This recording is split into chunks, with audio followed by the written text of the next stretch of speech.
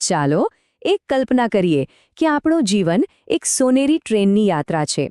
આજના આ વિશ્લેષણમાં આપણે એ જ યાત્રાના એક ખૂબ જ શક્તિશાળી રૂપકને સમજવાના છીએ. એક એવી વાત જે કદાચ જીવનને જોવાની આપણી દૃષ્ટિ જ બદલી નાખે. અને આ સવાલ ખરેખર વિચારવા જેવું છે. શું ક્યાંક એવું તો નથી બની રહ્યું કે ખુશીની ટ્રેન તો સ્ટેશન છોડી રહી છે અને આપણે તો બસ સામાન ભેગો કરવામાં જ રહી ગયા. એક એવો સામાન જે કદાચ જરૂરી પણ નથી. અને આ રૂપક એક એવા મુસાફરની વાત કરે છે જે કદાચ આપણામાંથી ઘણાને પોતાની જ કહાણી લાગશે. એક એવો માણસ જે સામાન ભેગો કરવામાં, વસ્તુઓ એકઠી કરવામાં એટલું બધું ખોવાઈ ગયો કે જે ટ્રેનમાં બેસવાનું હતું એ ટ્રેન જ છૂટી ગઈ. તો આપણી આ સમજણની યાત્રામાં આપણે શું શું જોવાના છીએ? સૌથી પહેલાં તો જોઈશું કે આ વસ્તુઓનો બોજ શું છે. પછી સાધન અને સાચા લક્ષ્ય વચ્ચેનો જે તફાવત છે એને સમજીશું. ઋષિઓનું શાશ્વત સત્ય શું કહે છે એના પર નજર કરીશું. અને હા, ખુશીની એ ટિકિટ કેવી રીતે મળે એ પણ જાણીશું. અને છેલ્લે એક બહુ જ મહત્વનો સવાલ, આપણે આપણી સાથે શું લઈ જવા માંગીએ છીએ? તો ચાલો શરૂઆત કરીએ પહેલા મુદ્દાથી, વસ્તુઓનો બોજ. એટલે કે જ્યારે બસ ભેગું કરવું, સંગ્રહ કરવો એ જ જીવનની પ્રાથમિકતા બની જાય ત્યારે શું થાય છે? ઘણીવાર એવું જોવા મળે છે કે લોકો પોતાની આખી જિંદગીની તાકાત, આખી એનર્જી બસ ધન, પદ, વૈભવ ભેગું કરવામાં જ લગાવી દે છે. અને ભૂલ ક્યાં થાય છે ખબર છે? એ આ બધી સુવિધાઓને જ પોતાની મંઝિલ માની બેસે છે.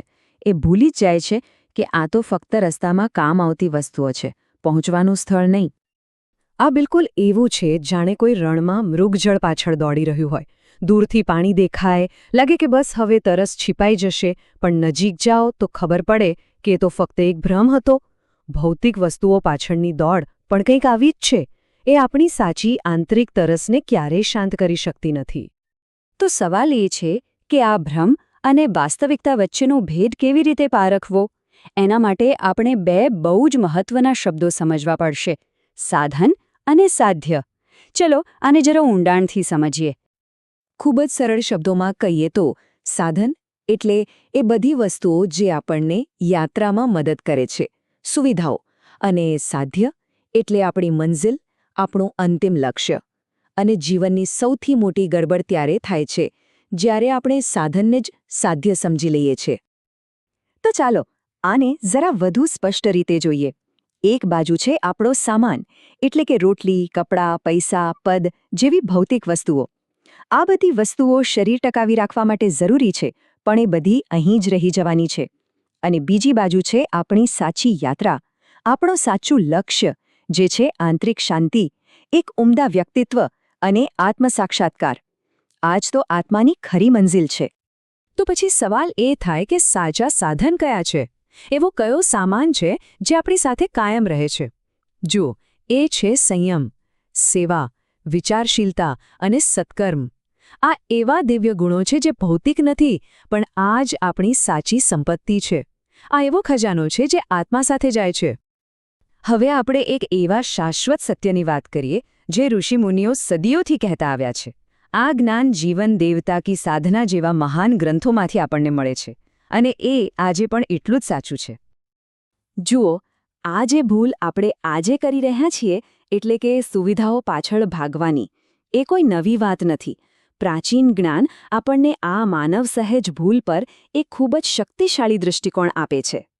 અને આ સમગ્ર ચિંતનનો સાર જો એક વાક્યમાં કહેવો હોય તો પંડિત શ્રીરામ શર્મા આચાર્યજીના શબ્દોથી વધુ સારું શું હોઈ શકે? એમણે કહ્યું છે, મનુષ્યની સૌથી મોટી ભૂલ એ છે કે તેણે સુવિધાઓને જ લક્ષ્ય માની લીધું. બસ આ એક જ વાક્ય, પણ એમાં આખા જીવનનું દર્શન સમાયેલું છે. ઓકે, તો અત્યાર સુધી આપણે સમસ્યાને તો બરાબર સમજી લીધી, પણ હવે વાત કરીએ ઉકેલની. ખુશીની ટ્રેનમાં ચડવું કઈ રીતે? એની ટિકિટ ક્યાંથી મળશે? ચાલો હવે એક સાર્થક જીવન જીવવાના માર્ગ પર આગળ વધીએ. આ ટ્રેનમાં ચડવા માટે બહુ સરળ પગલાં છે. પહેલું, એ વાતને દિલથી સ્વીકારો કે ભૌતિક વસ્તુઓ માત્ર સુવિધાઓ છે, આપણી મંઝિલ નથી. બીજું, પ્રાથમિકતા નક્કી કરો. વસ્તુઓ ભેગી કરવાની દોડમાં ખુશીની સાચી ટ્રેન ન છૂટી જાય એનું ધ્યાન રાખો. ત્રીજું, એવા આંતરિક ગુણો કેળવો જે આત્માની સાચી સંપત્તિ છે.